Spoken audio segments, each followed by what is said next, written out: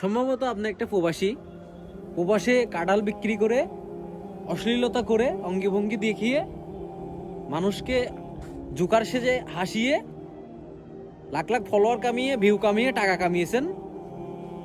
ভাবতেছেন সবাই পারবে, আপনি সহযোগিতা করলে সবাই পারবে। আসলে ভিউ কামাইতে পারবেন, টাকা কামাইতে পারবেন, আখিরাতের জন্য কিছুই কামাইতে পারবেন না। অতএব আসেন, আল্লাহ আপনাকে বুঝ দান করুক, আপনি একটু বুঝেন। প্রবাসী, আপনি প্রবাসে থাকেন, আপনি একটা প্রবাসী। তো আপনাকে একটা কথা বলতে চাই, আপনি যদি মৃত্যুর আগ পর্যন্ত যদি আপনি কন্টেন্ট ক্রিয়েটর করে যান বা কন্টেন্ট বানিয়ে যান, তাহলে আল্লাহ আপনাকে হয়তো মাফ করবেন না।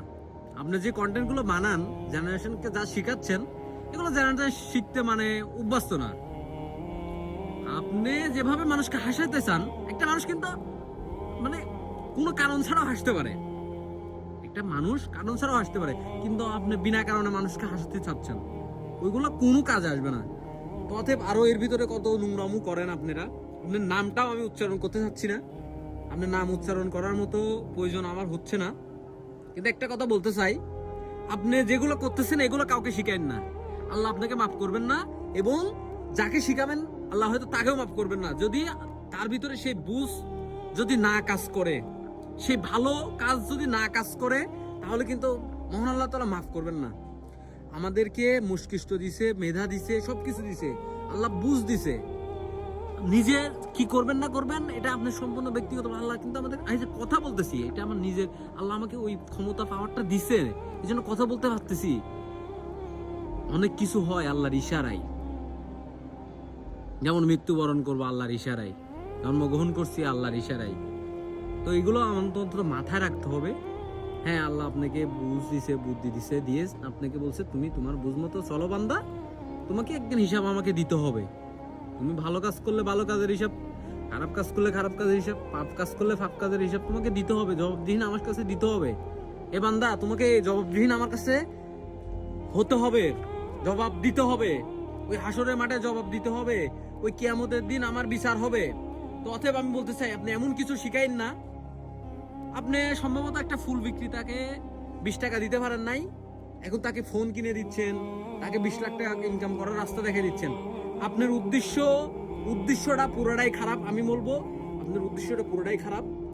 আর আপনার স্বামী সন্তান এগুলো কিরকম আমার বুঝ হয় না, যে আপনাকে এগুলো করে আপনার সংসার চালাইতে হয়, আপনাকে এই করতে হয়, ও করতে হয়।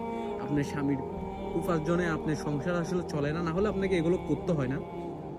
হ্যাঁ, আমি এখন আপনাকে এটাই বলবো। কেন বলবো জানেন? কেননা আপনার স্বামী সন্তান আপনাকে গাইড করতে পারে না। একটা নারী কখনো এই ধারণার কাজগুলো করা উচিত নয়, এটা ইসলামের বিরোধী। আমি যারা বলবো এগুলো ইসলাম বিরোধী। আপনি শোনেন, আপনি করলে করেন, আপনার হিসাব আপনি দিবেন খোদার কাছে, আমার হিসাব আমাকে দিতে হবে খোদার কাছে। কিন্তু আপনাকে বলবো, একটা জেনারেশনকে ভালো শিখান। আপনি যেহেতু প্রবাসী, আপনাকে প্রবাসে নিয়ে যেতেন।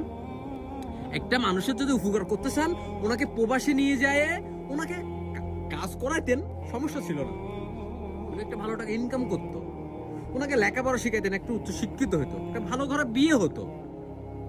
কাজ করে খেলে কিন্তু সম্মান যায় না, কিন্তু নারী যদি অশ্লীলতা করে তাহলে এগুলো কিন্তু সম্মান যায়, আপনার ক্ষতি হবে, আল্লাহ আপনাকে ক্ষমা করবেন না, আল্লাহর কাছে যদি আপনি ক্ষমা না চান।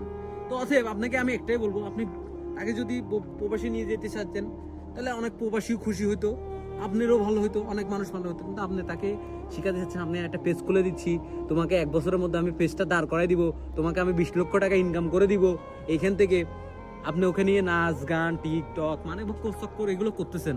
নাউজুবিল্লাহ, আস্তাগফিরুল্লাহ। এগুলো কেন? কি শিখাচ্ছেন আপনি? কি ওর নাই শিক্ষা, নাই দীক্ষা, দেন ওকে শিক্ষা দেন না, ওকে কি টিকটক বানানো শিখাচ্ছেন?